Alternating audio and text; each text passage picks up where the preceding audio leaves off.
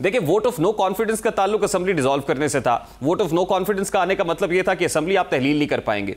उन्होंने एक मूव खेली, उसके बाद वो वापस ले ली, गवर्नर ने एतमाद का वोट लेने का कह दिया। आप तो शुरू दिन से ये कह रहे थे कि हमारे नंबर पूरे, एतमाद का वोट लेंगे, असेंबली डिसॉल्व कर देंगे। लेकिन क्या वजह है कि कोर्ट के कहने के बावजूद, यानी कोर्ट ये कह रहा है कि हम आपको दिन दे देते हैं, आपने मियां मंजूर वट्टू केस का हवाला दिया कि जी हमें मुनासिब वक्त नहीं दिया गया, उसमें 10 रोज दिए गए थे, तो आपको तो दिन भी अच्छे खासे मिल रहे हैं, तो क्या वजह एतमाद का वोट नहीं ले रहे आप? अब रेहान साहब, मैंने आपकी बात बड़े आराम से सुनी, आप जरा प्लीज आई एक्सपेक्ट कि आप मेरी बात भी बड़े आराम से सुनेंगे।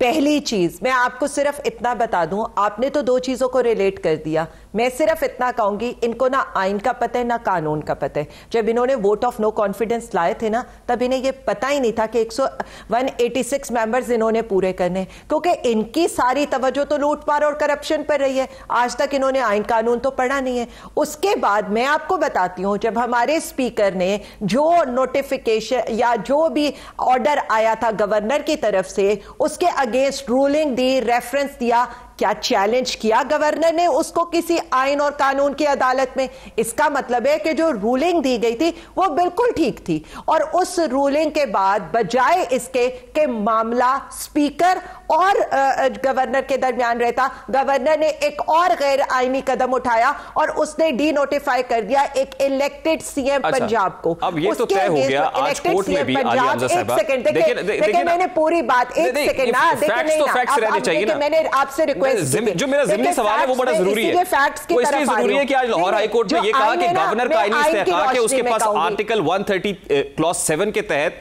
ये आईनी इस्तेहकाक है, उसका मैंडेट है कि वो गवर्नर को एतमाद का वोट लेने का कह सकते हैं। मैं लेजिस्लेटर हूं, देखिए मैं लेजिस्लेटर हूं, जरा मुझे आइन की तशरीह कर लेने दें, ठीक है?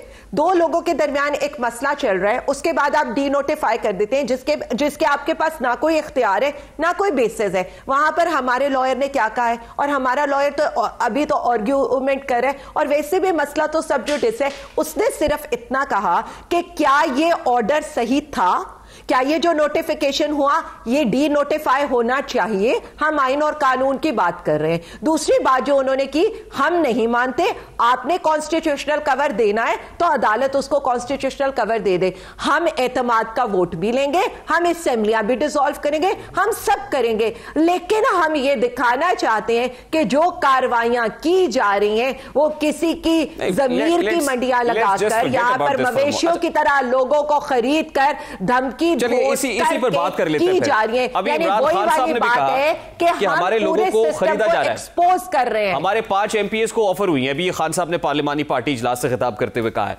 तो आज आपके पास बड़ा भरपूर मौका था, आपने काउंसिल के थ्रू लाहौर हाई कोर्ट के अंदर तमाम एविडेंसेस रख देते कि इतने पैसे इस शख्स को इसने ऑफर किए, तो दूध का दूध पानी का पानी हो जाता है। ये आपका पॉलिटिकल नैरेटिव तो है कि आप टॉक शोज के अंदर आके, प्रेस कॉन्फ्रेंसेस के अंदर, खिताबात के अंदर ये बात करते हैं, कोर्ट में बता देते आज।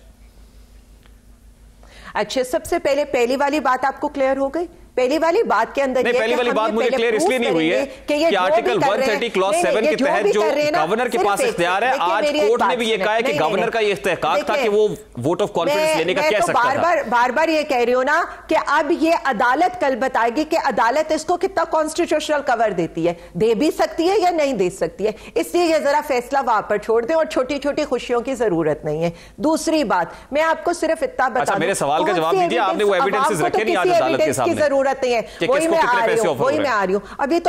अभी तो रेहान साहब अदालत के अंदर चल रहा है सारा केस, अभी आप हौसला कर लें। दूसरी बात मैं सिर्फ आपको इतना बता दूं, छोड़ दें अभी के प्रूफ को, छोड़ दें अभी के प्रूफ को। क्या सेनेट के इलेक्शन के अंदर क्या नहीं भाई, आप हौसला तो कर लेना, मुझे जवाब। अभी खान साहब ने पार्लिमानी पार्टी इजलास से खिताब करते हुए पूरी दुनिया के सामने ये कहा है कि 5 एमपीएस को इतने पैसे ऑफर हुए हैं। कल आपने खातून को, देखिए आलिया हमजा साहिबा, कल फवाद चौधरी साहब ने मोमिना वहीद साहिबा से मुताल्लिक क्या बात कर दी, एक खातून से मुताल्लिक ये बात की कि वो खातून बिक गई हैं। ये कितने डेरोगेटरी रिमार्क्स और बिलो द बेल्ट बात है किसी खातून के बारे में? नहीं, क्या मतलब, क्या एक सेकंड वेट, आप अगर वेट करेंगे या आप बात कर लें, मुझे आप जवाब ना दें, मैं यही तो बताने की कोशिश कर रही हूं। क्या सेनेट के अंदर यूसुफ रजा गिलानी को सेनेटर बनाने के लिए उनके बेटे की, हमारे मेंबर्स को खरीदी हुई ऑडियोज या वीडियोज जो है वो नहीं है? क्या वो आपने या मैंने नहीं देखी है? क्या यहाँ पर जो सिंध हाउस में मवेशी मंडी लगी हुई थी, या जिस तरह से हमारे अरकान असेंबली को खरीदो फरोख्त करके मैरियट के होटल के अंदर बंद करके रखा गया था, वो क्या मेरे और आपके साथ? तो उससे बढ़ के आपको कौन सा एविडेंस चाहिए? सवाल मेरा उन 5 एमपीएस से मुताल्लिक है जिनसे मुताल्लिक आप इल्जाम लगा रहे हैं।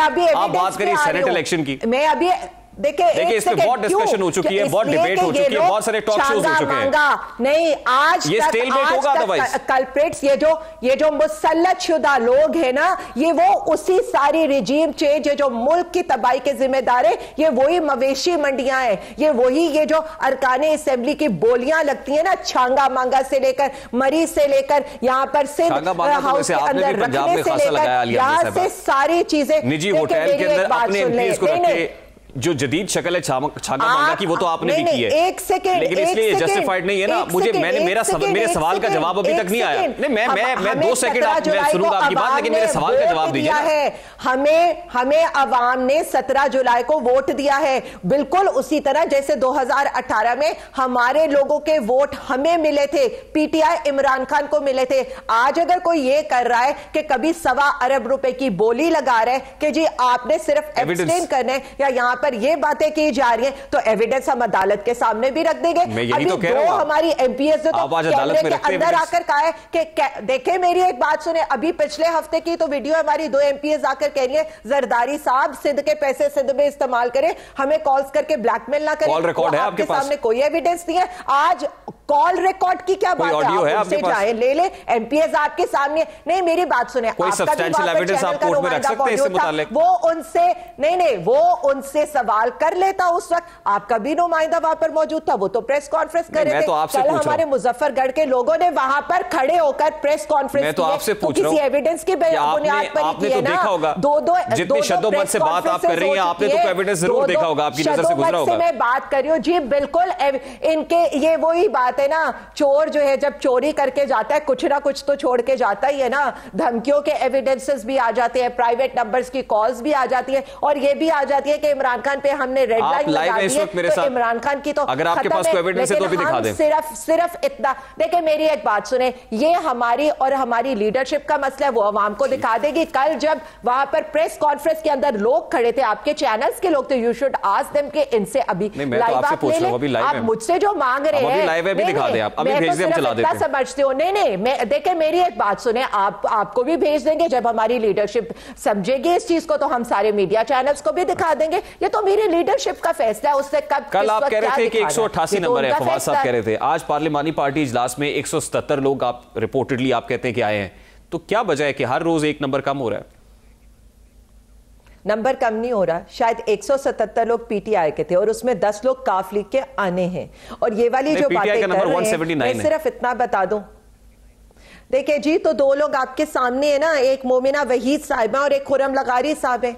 बता तो रही हूं आपको, जो खुरम लगारी साहब बाहर के मुल्क है और मोमिना वहीद साहिबा और तो सामने जो आ गए। उसके अलावा अगर जो भी डिफेक्ट करेगा, जैसे आज राना सनाउल्लाह ने कहा है, उनके ऊपर डिफेक्शन क्लॉज लग जाएगी। इसमें तो ये वही तो कह रहे हैं कि हम खरीद नहीं पा रहे क्योंकि सुप्रीम कोर्ट का ऑर्डर आप एग्री कर रही हैं कि इसके अलावा भी लोग हैं, अपने मुंह से एक्सेप्ट कर रहे हैं, वो तो अपने मुंह से इसलिए आप चाहती हैं कि वोट ऑफ नो कॉन्फिडेंस हो कि इनके ऊपर डिफेक्शन क्लॉज लग जाए। कोशिश भी कर रहे हैं, का वोट होगा तो मामला मुख्तलिफ हो जाएगा, ये कह रहे हैं। देखिए, मेरी एक बात सुन ले, आप मुझे छोड़े ना, पहले राना सनाउल्लाह को पूछे कि आपने किस किस को कॉल किया जिससे आपको आगे से कहा कि डिफेक्शन क्लॉज लग जाएगी, और किन किन लोगों को आप कॉल्स करके और कौन कौन से हरबे आप इस्तेमाल करें, और लोगों को नहीं, तो वो क्यों नहीं बताएंगे आपको? हमारे लोग प्रेस कॉन्फ्रेंस कर रहे हैं,